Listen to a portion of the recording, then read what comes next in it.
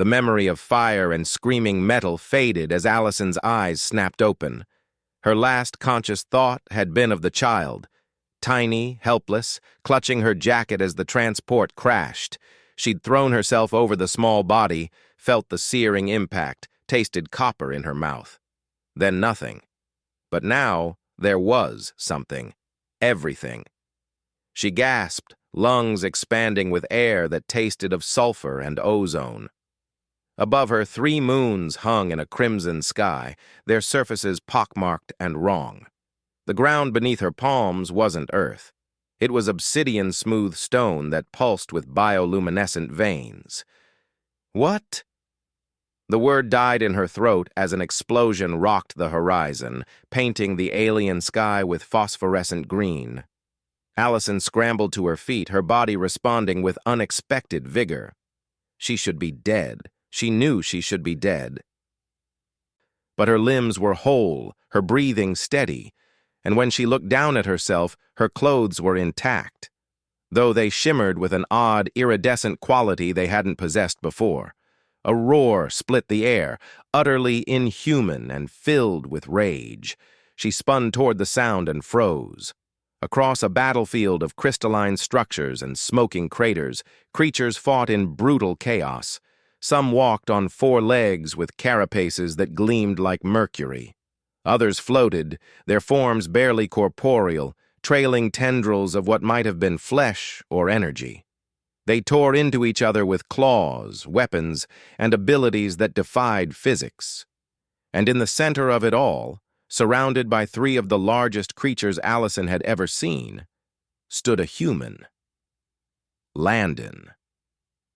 She recognized him from the transport, the quiet engineer who'd sat 3 rows behind her, the one who'd helped elderly passengers with their luggage. He stood now with his back against a broken pillar, bleeding from a dozen wounds, holding nothing but a jagged piece of metal. The creatures circled him like predators, their mandibles clicking in what might have been laughter. Allison's body moved before her mind caught up. She sprinted across the battlefield, dodging plasma fire and the swipe of alien limbs. Something in her chest burned, not with pain, but with purpose. The sensation grew hotter, brighter, until it felt like a star had taken residence behind her ribs. One of the creatures lunged at Landon. He swung his makeshift weapon, but the metal shattered against armored hide. The creature's claw descended and stopped. Allison had reached them, her hand outstretched, and from her palm erupted a shield of pure golden light. The creature's strike rebounded, sending it tumbling backward. The other 2 turned toward her, their multiple eyes widening in what she recognized, impossibly, as fear. "Run!" she screamed at Landon.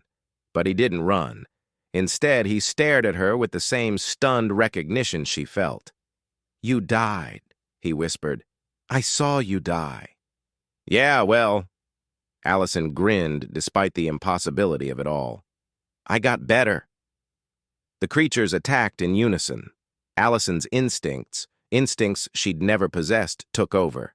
She moved like liquid lightning, the golden energy flowing from her hands to form weapons, shields, whatever she needed. Each strike landed with devastating precision. These beings were warriors born and bred for combat. But she was something they'd never encountered.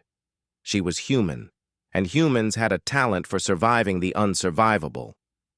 Landon joined the fight with renewed fury, his engineer's mind adapting instantly. He grabbed a fallen alien weapon, something with too many barrels and a grip designed for claws, and made it work. Together they fought like they'd trained for years instead of minutes. When the last creature fell, the battlefield grew eerily quiet. "What happened to us?"